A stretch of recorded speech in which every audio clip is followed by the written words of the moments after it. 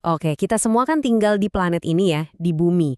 Tapi coba deh, pernah nggak sih kita bener-bener berhenti sejenak buat mikirin keajaiban apa aja yang ada di bawah kaki kita atau di atas langit sana?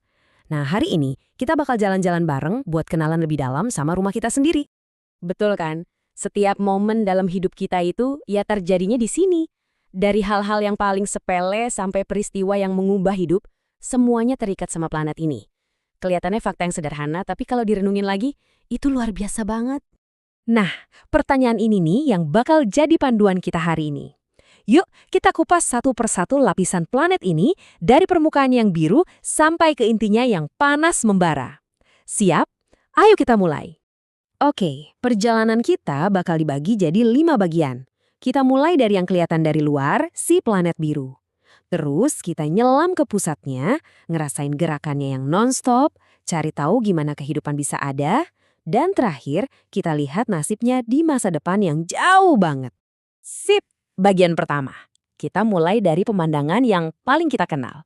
Coba bayangin deh, kalian itu astronot lagi ngelihat ke bawah dari luar angkasa. Apa yang paling kelihatan? Pasti lautan biru yang luas banget yang bikin planet kita dapat julukan itu. Dan julukan itu bukan tanpa alasan loh. Lihat aja angkanya. Hampir 71% permukaan planet kita ini isinya air. Bukan cuma es atau uap ya, tapi air cair yang mengalir. Inilah bahan utama kehidupan yang bikin bumi jadi semacam oase yang langka banget di tata surya kita. Kita sering kan gambar bumi itu bulat sempurna. Tapi kenyataannya agak sedikit beda. Bayangin aja kalian muter bola bekel kencang banget. Pasti bagian tengahnya agak melembung kan? Nah, bumi juga gitu. Gara-gara rotasinya, bagian khatulistiwanya jadi sedikit lebih gendut. Makanya bentuknya disebut sferoid pepat. Sekarang, lihat angka ini. 23,4 derajat.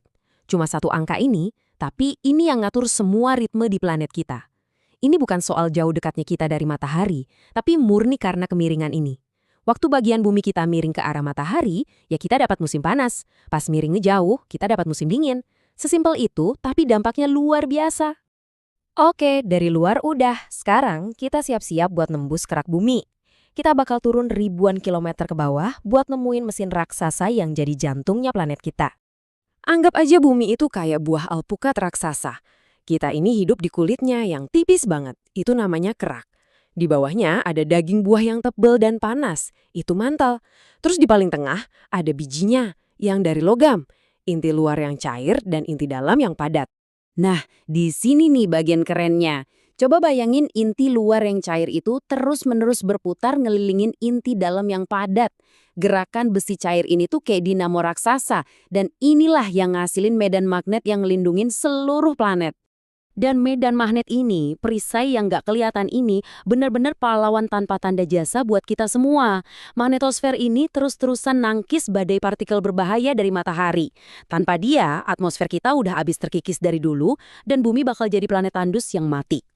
Oke, dari bagian dalam yang tersembunyi, sekarang kita naik lagi ke permukaan. Kita bakal lihat gimana planet kita ini sebenarnya nggak diem aja, tapi sebuah dunia yang terus bergerak dan berubah. Jadi gini, permukaan planet kita itu bukan satu lempengan utuh. Bayangin kayak puzzle raksasa yang pecah jadi beberapa kepingan besar. Nah, kepingan-kepingan ini yang kita sebut lempeng tektonik terus-terusan gerak, geser-geser di atas lapisan mantel yang lebih lunak di bawahnya. Dan interaksi antar lempeng inilah yang ngebentuk dunia kita. Kalau dua lempeng tabrakan, tanahnya kedorong ke atas, jadi deh pegunungan raksasa kayak Himalaya. Sebaliknya, kalau mereka saling menjauh, magma dari bawah naik buat ngebentuk dasar laut baru. Ini tuh kayak tarian geologis yang gak pernah berhenti. Tapi bukan cuma permukaannya aja yang gerak. Seluruh planet kita ini lagi ngebut di luar angkasa. Sambil kalian dengerin ini, kita semua lagi gerak dengan kecepatan 107.000 km per jam ngelilingin matahari.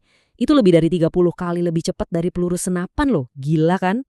Nah, semua hal fisik yang udah kita bahas tadi, air, atmosfer, medan magnet, semuanya itu bersatu padu buat nyiptain sesuatu yang bener-bener spesial. Sebuah planet yang penuh dengan kehidupan. Coba deh lihat rentang waktunya. Kehidupan di bumi itu bukan anak baru, udah ada di sini miliaran tahun. Mulai dari mikroba super kecil yang ngubah atmosfer kita, sampai ledakan keanekaragaman hayati yang luar biasa. Dan akhirnya kita muncul. Jadi, kehidupan itu bukan cuma numpang di planet ini, tapi juga ikut ngebentuk planet ini. Dan ini salah satu fakta paling keren. Udara yang kita hirup sekarang ini, itu hasil karya kehidupan itu sendiri. Miliaran tahun lalu, organisme-organisme kecil mulai berfotosintesis, dan mereka pelan-pelan mempompa oksigen ke atmosfer. Mereka seakan-akan mempersiapkan planet ini untuk kita. Oksigen di atmosfer itu ternyata punya tugas lain yang nggak kalah penting. Oksigen ini ngebentuk lapisan ozon, yang fungsinya kayak tabir surya raksasa buat bumi, ngeblok radiasi UV yang berbahaya. Gara-gara perlindungan inilah, kehidupan akhirnya bisa pindah dari lautan ke darat. Kita udah lihat masa lalu bumi yang panjang banget. Sekarang, ayo kita lompat jauh ke masa depan buat ngerti takdir akhir planet kita yang nasibnya terikat banget sama matahari. Setiap bintang itu punya siklus hidup. Matahari kita juga sama. Dan ini jadwal kosmik yang nggak bisa diubah. Seiring matahari makin tua, dia bakal makin panas. Lautan kita bakal mendidih.